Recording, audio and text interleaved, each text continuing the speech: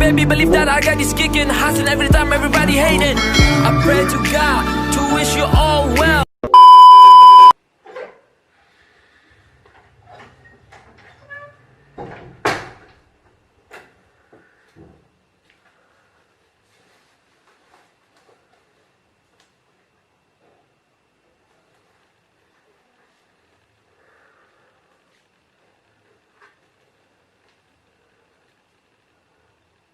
Assalamualaikum guys. Iya guys, saya lagi bingung guys. Kemarin pas saya ngecek saldo di ATM, pas saya ngambil uang, ATM saya bertambah guys, ratusan miliar guys. Ini serius guys. Oke, bentar lagi saya akan capture untuk internet bankingnya, untuk mobile bankingnya. Moga-moga ini menjadi pelajaran buat saya guys. Saya bingung guys, ada uang ratusan miliar di rekening saya. Oke guys, sudah adzan. Kita sholat dulu, habis itu kita bareng-bareng cek rekening Mr. Topeng. Uang ini dari mana saya juga bingung guys. Terima kasih. Tetap ikuti Mr. Topeng. Please subscribe dan like dan share, karena subscribe itu gratis. Aktifkan loncengnya juga. Terima kasih guys. Sholat dulu. Assalamualaikum. Lanjut lagi ya. A few moments later. Oke guys, kembali lagi guys. Seperti yang saya bilang tadi, bahwasanya saya kemarin pergi ke ATM, dan saat saya di ATM ngecek saldo saya kaget sekali karena ada uang ratusan miliar di rekening. Benar, ratusan miliar ada di rekening saya bingung itu dari mana. Oke, kita sekarang coba cek secara online ya, lewat internet banking. Oke, kita akan lihat internet bankingnya.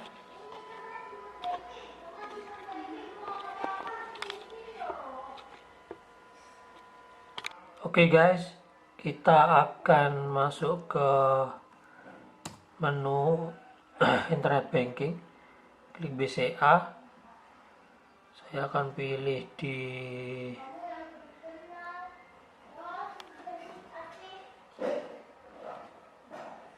individual ya, login. Oke, pilih login, kemudian saya akan masukkan user. Sebentar, user dan password PIN akan saya masukkan. Oke, setelah masuk kita klik informasi rekening, kemudian masuk ke informasi saldo. Oke, kita masuk ke informasi saldo, kemudian kita cek pada jam 13.25 saldo saya ada 201.426.851. Ya, berarti ada 201 miliar. Ini besar sekali karena tiba-tiba saldo saya sekarang ini menjadi 200 miliar. Oke guys, tadi kita mengecek saldo ya, saldo lewat internet banking. Jadi tadi kita ketahui sama-sama bahwasanya saldo saya itu menjadi 200 miliar lebih.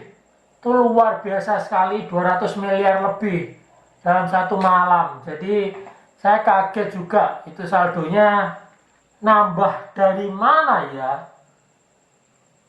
Makanya saya juga bertanya-tanya kok bisa nambah segitu banyaknya ya saldonya. Sebenarnya itu fake teman-teman, fake, saldo fake. Ya, apa kuwi guys, saldo fake, saldo palsu. Bagaimana maksudnya saldo palsu itu? Ya, saldo yang saya buat sedemikian rupa memakai internet banking sehingga saldo saya bisa menjadi 200 miliar lebih, atau bahkan kalau kita mau bisa menjadi 1 atau sampai 10 triliun pun itu bisa. Itu tinggal sedikit mengkulik aja, kita bisa buat saldo seperti itu. Nah, tujuannya apa sih saya memberikan konten ini? Yaitu tujuannya adalah di masa pandemi ini sebenarnya banyak sekali orang-orang yang sudah tertipu mengenai bisnis online. Jadi jual beli online segala macam, itu resikonya kan juga besar, tapi masih saja banyak yang tertipu.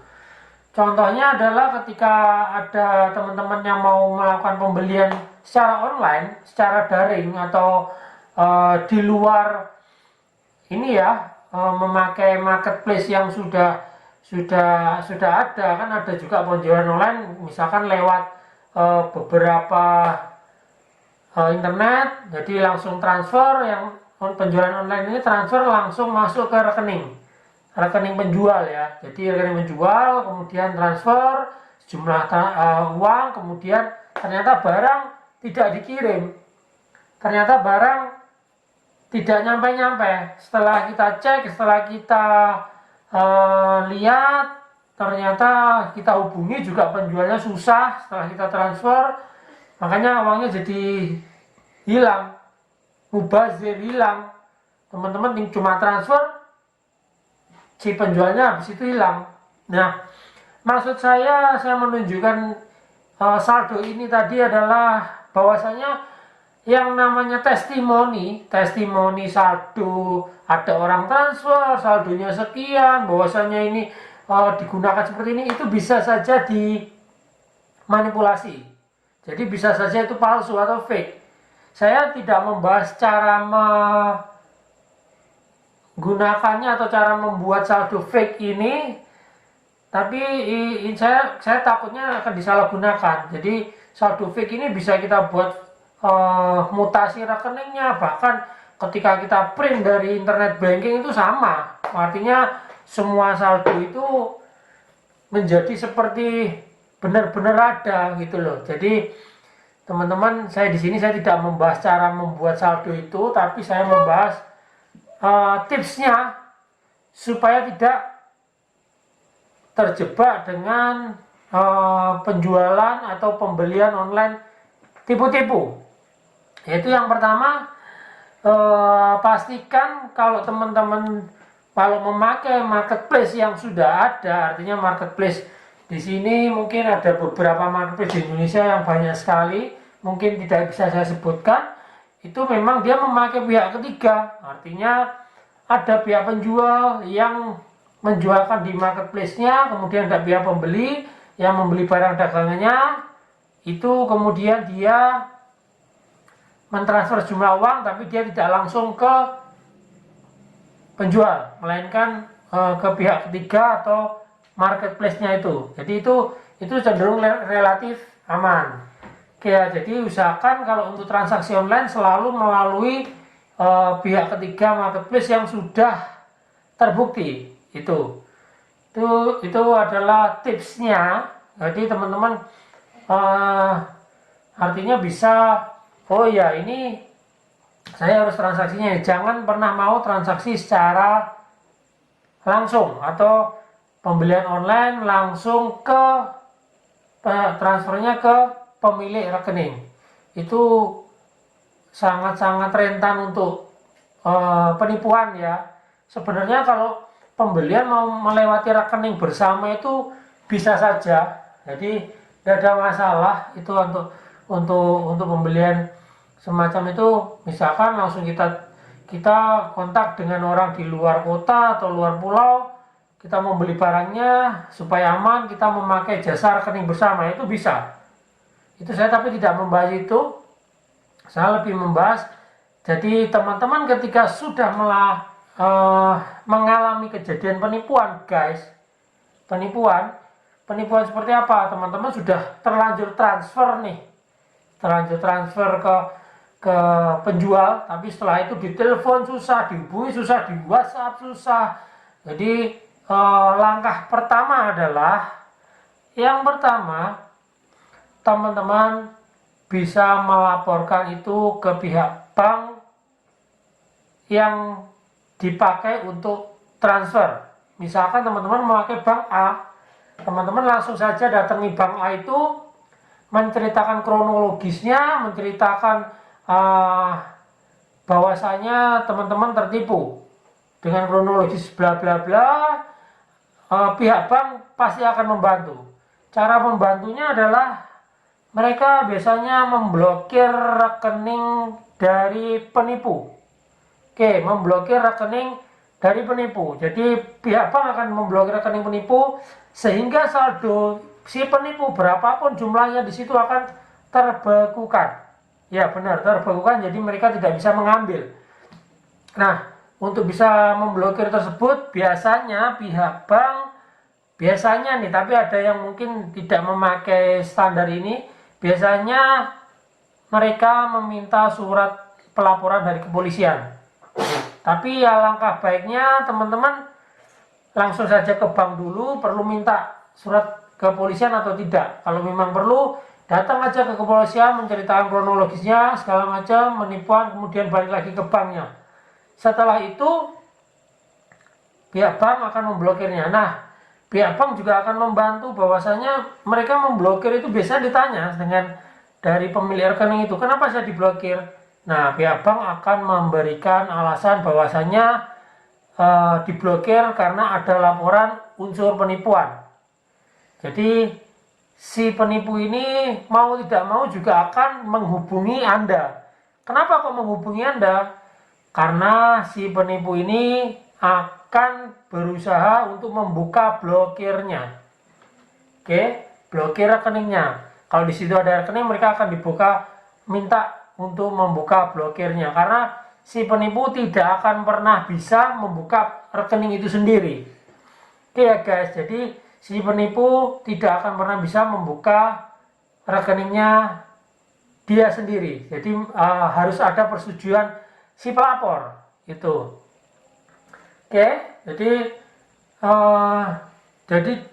sampai kapanpun nantinya si penipu ini tidak akan bisa membuka rekening di bank itu lagi. Oke ya. Oke, itu langkah pertama. Yang kedua adalah melakukan pengaduan juga. Selain ke pihak kepolisian tadi, ada pengaduan secara online. Itu ada WhatsApp-nya, ada websitenya. Nanti akan saya bagikan di akhir konten ini, di akhir video ini. Jadi nanti saya bagikan nomor WhatsApp-nya, teman-teman boleh WhatsApp di situ, atau mungkin di situ ada nomor yang bisa dihubungi. Itu adalah untuk membantu teman-teman yang tertipu di dunia online. Oke, walaupun tidak serta-merta langsung dibantu, tapi itu setidaknya mereka akan memblok akses-akses orang tersebut, gitu ya. Karena mereka tahu, oh ya ini orang tersebut istilahnya memang sudah sering melakukan penipuan, atau mereka tidak, mereka akan mengetahui itu. Oke, itu ada dua langkah yang utama teman-teman bisa lakukan ketika mengalami penipuan. Oke, jadi konten kali ini guys, Mr. Topeng memberikan tips untuk bisa dimanfaatkan siapapun. Jadi semoga semuanya kita tidak mengalami hal-hal atau penipuan semacam ini ya. Oke, terima kasih. Tunggu konten selanjutnya dan pastikan nyalakan loncengnya supaya tidak tertinggal videonya. Terima kasih. Assalamualaikum warahmatullahi wabarakatuh. Hancui!